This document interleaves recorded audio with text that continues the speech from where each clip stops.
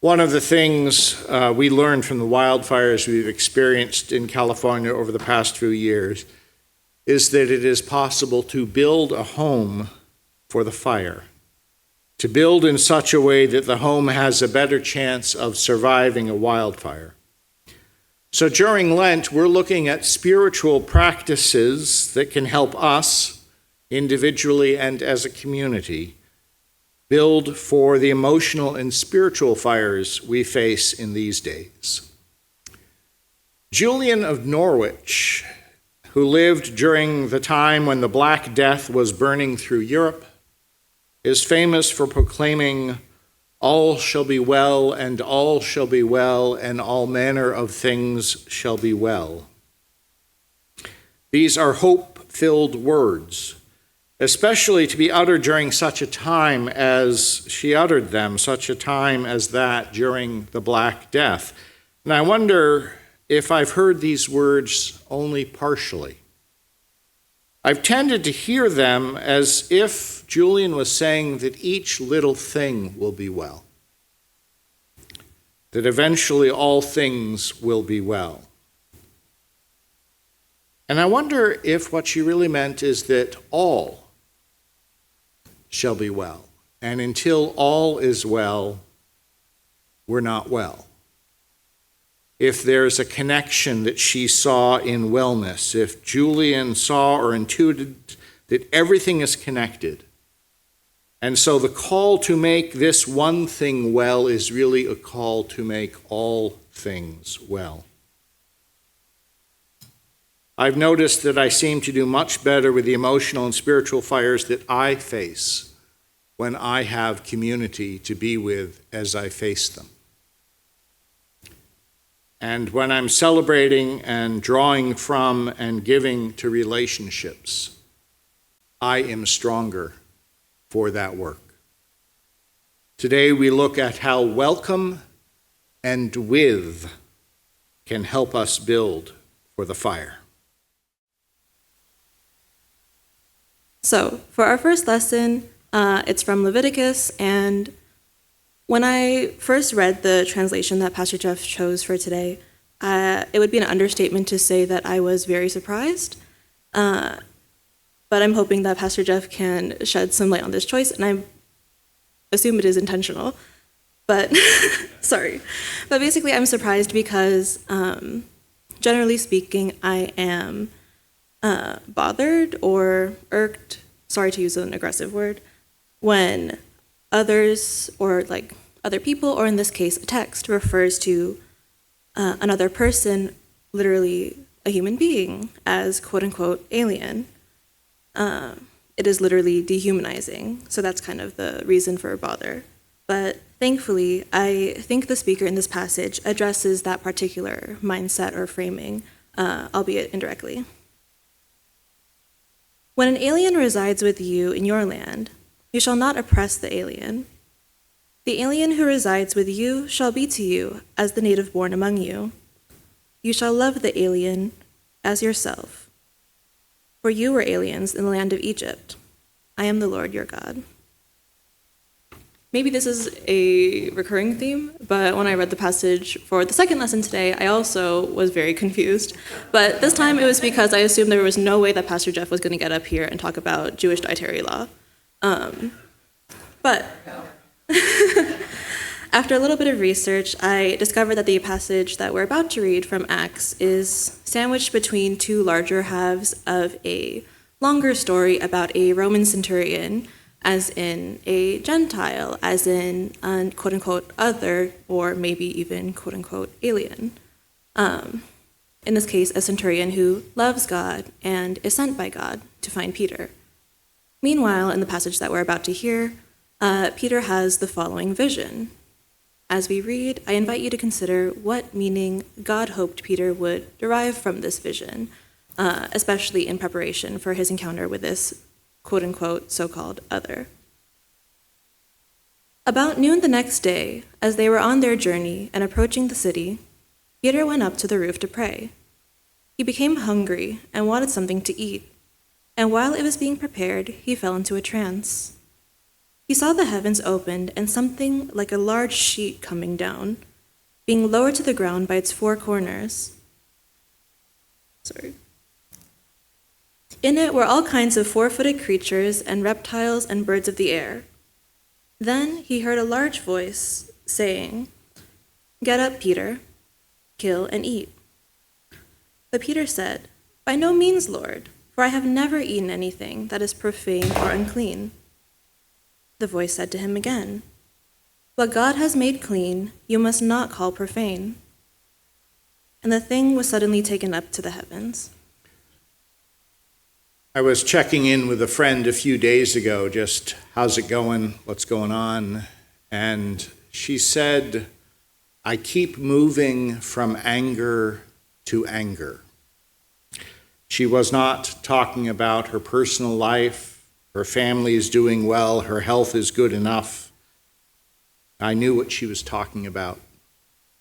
I've had that feeling as well, and I suspect many of you have had that feeling too.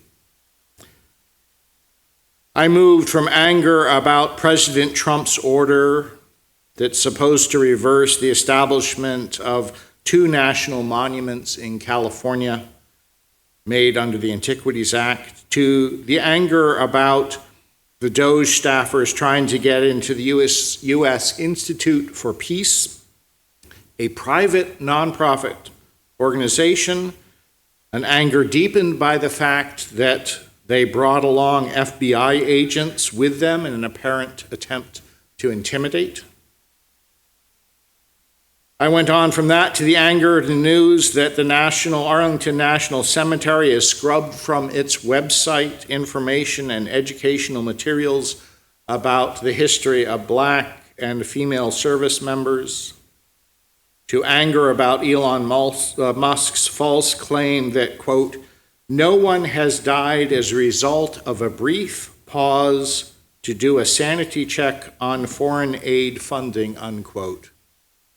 When in fact, in South Sudan, one of the Earth's poorest countries, the efforts by Musk and President Trump are already leading to children dying.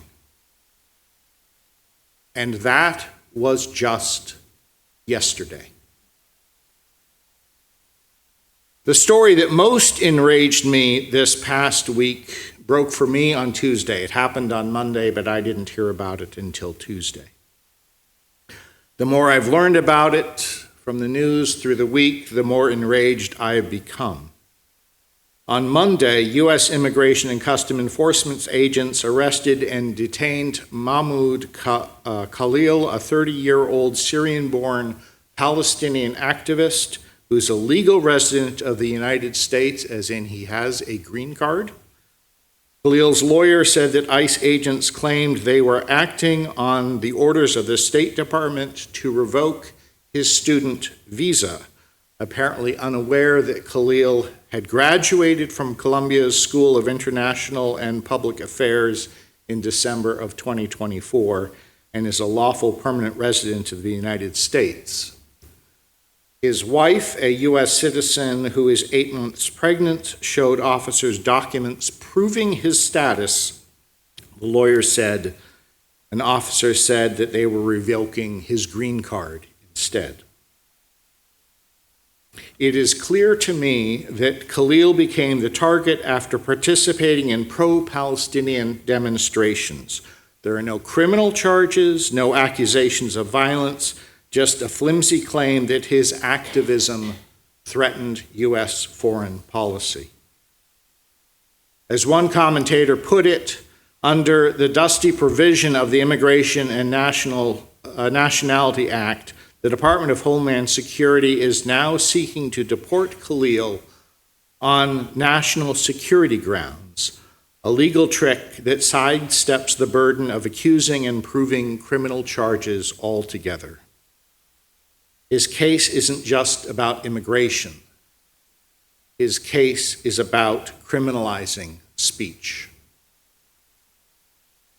Writing about Khalil's arrest, Heather Cox Richardson said the Trump administration has arrested and detained a legal resident for expressing an opinion that Trump officials don't like.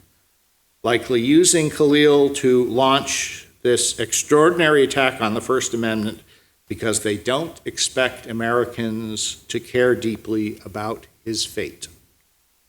Once the principle is established that the government can arrest and jail protesters, though, officials will use it to silence opposition broadly. That was her conclusion.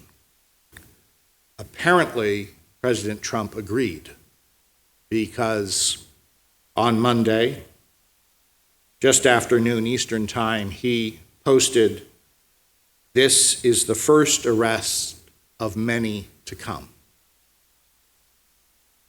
And sure enough, on Friday, a New Hampshire man with a green card was detained by immigration officials at Logan Airport when he came back to the United States from a visit to Europe. He's being held by U.S. Immigration and Customs Enforcement at Central Falls, Rhode Island. The story of Fabian Schmidt's interrogation is horrifying, including being questioned for hours, of being stripped naked, put in a cold shower by two officials, and being put back into a chair for further questioning. As I reflected on my anger, as I've listened to my heart pound after reading about these arrests, I've come to realize that my rage comes both from my identity as an American and my identity as a Christian.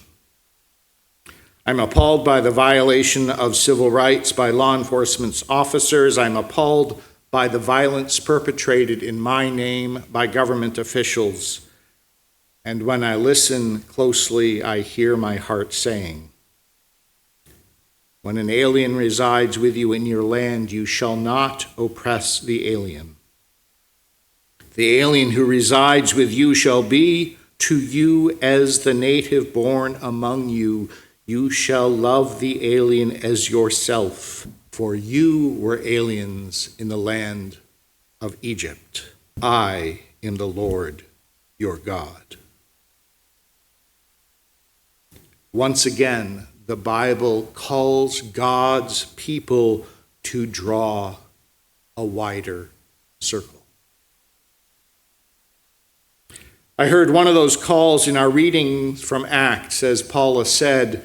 This story, Paul's vision, comes from into a trance. Paul has this trance, and it happens in the context of a bigger story about this centurion.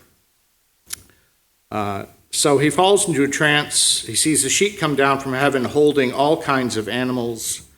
Now, in Paul's world, meats, I'm going to talk about dietary law. Paul's world, meats were divided into two categories, clean and unclean. Beef, clean. Rattlesnake meat, unclean. Chicken, ducks, clean. Vultures, seagulls, unclean. Tilapia, clean. Shrimp, unclean.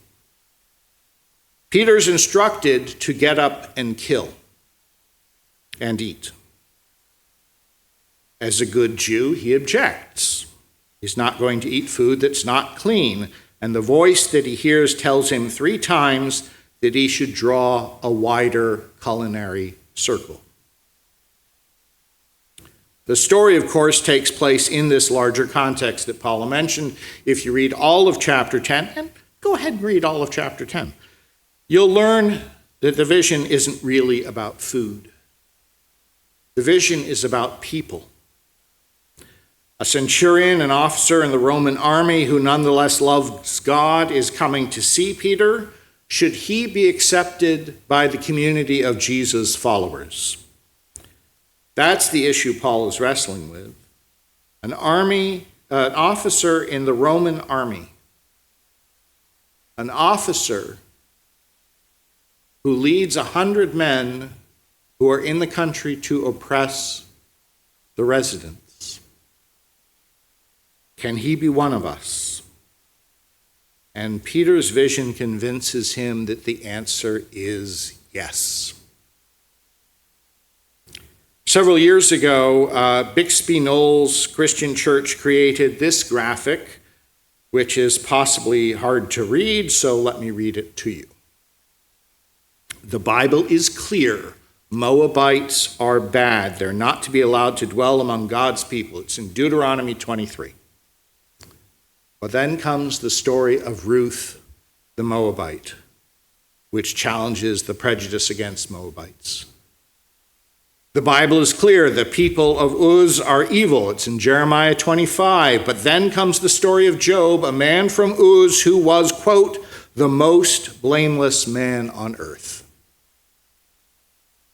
The Bible is clear. No foreigners or eunuchs allowed. Again, Deuteronomy 23. But then comes the story of the African eunuch who's welcomed into the church in Acts 8. The Bible is clear. God's people hated Samaritans. But then Jesus tells the story and shows that not all Samaritans are bad.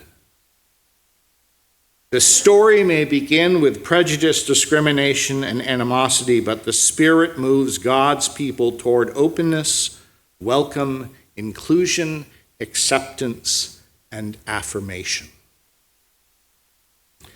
The biblical witness says that the spiritual practice of welcome is our calling, and I am convinced that building community, beginning with welcome, is a vital form of building for the fire. The only way out is through, and the only way through is together. So why did ICE move Mahmoud Kahil away from New York to Louisiana? To separate him from community, to separate him from his family and his support system. We need each other. We need to exercise the spiritual practice of welcome and with. In a time when people in all three branches of the government are devoting massive amounts of energy to weaponizing the forces of the government against people they deem to be unworthy of protection, we need each other. Brandon Graffius, I'm guessing that's how he pronounces his name, asked himself, what would it look like if I focused the next few years on figuring out how I could support the most vulnerable people among us?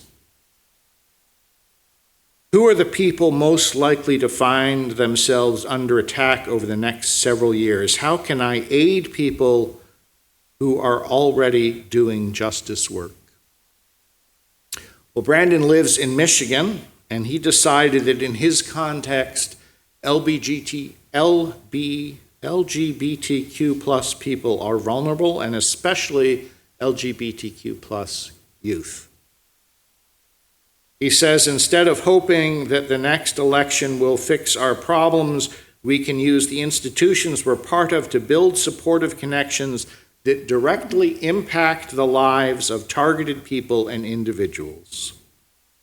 One of the greatest dangers in this moment of chaos, disruption, and destruction is that we often feel isolated, doubtful that the world needs the times and talents that we have to offer. A powerful way to put that feeling aside is to work to build connections, not just between individuals, but between organizations. And so he's working on connecting his church with a Michigan organization on adolescent sexual health. Quoting the Reverend Lindsay Joyce, Graffius writes, churches that engage in organizing can be particularly transformational as members work with those outside the doors of the church to advocate for justice. By the church affirming that justice can happen even outside its doors, it affirms that the struggle for liberation is something that everyone, Christian or not, can participate in. Well, Joyce's views asks us to give up on the idea that only good things in the world come through the Christian church, and this view also mobilizes us to find common cause with people of any faith and no faith who share the same values of supporting people in need. So I found myself wondering, after listening to what Brandon had to say, I find myself wondering, who are the targeted groups in our context? Who are the targeted groups in the Tri-Cities? And what are the organizations we could reach out to in an effort to exercise the spiritual practices of welcome and with? About 3 weeks ago, a guy named Dan White Jr., who I only know as a friend of several friends on Facebook, posted a list of 10 ways that the first century church resisted the violence of the Roman Empire. It's a good list. I did modify number 1 on his list, but this is his list. Fidelity to Christ as emperor, not Caesar. Gathering together regularly to share meals, caring for the stranger, the widows, and the poor, living with joy and gratitude despite circumstances, repaying evil with good, practicing generosity toward the needy and the sick, showing kindness to their enemies, refusing to compromise to idols, choosing simplicity over excess, praying daily with persistence.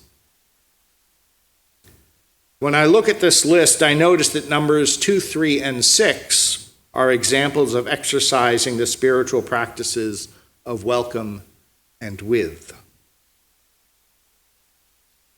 And I realize that I need the community built with welcome and with in order to exercise the other 7 forms of resistance that Mr. White has found. The only way out is through, and the only way through is together. As Harriet Tubman would say, keep going.